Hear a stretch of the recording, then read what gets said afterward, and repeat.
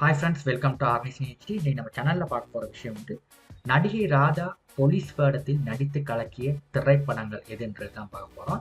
இன்னைக்கு நாங்கள் வீடியோ போகிறதுக்கு முன்னாடி நம்ம சேனலை சப்ஸ்கிரைப் பண்ண நண்பர்களை சப்ஸ்கிரைப் பண்ணிக்கொள்ளுங்க. வாங்க வீடியோ போகலாம்.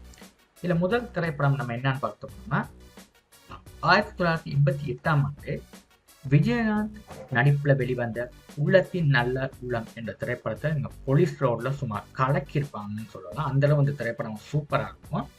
அடுத்த திரைப்படம் என்னன்னா 1990ஆம் ஆண்டு அவங்க 2 திரைப்படங்கள் நடிச்சிருக்காங்க. ரெண்டுமே தெலுங்கு திரைப்படம். ரைட், அந்த திரைப்படத்துல முதல் திரைப்படம் தான் ராமுடுன்ற ஒரு திரைப்படம். இந்த திரைப்படத்துல அவங்க போலீஸ் ரோல சும்மா கலக்கியிருப்பாங்க சொல்லலாம். அந்த அளவு இந்த திரைப்படத்துல அவங்க ஆக்டிங் வந்து சூப்பராகவே அமைஞ்சிருக்கும். அடுத்த திரைப்படம் என்னன்னா, இந்த திரைப்படம் தெலுங்கு திரைப்படம் தான், ரணசாந்தின்ற திரைப்படம்.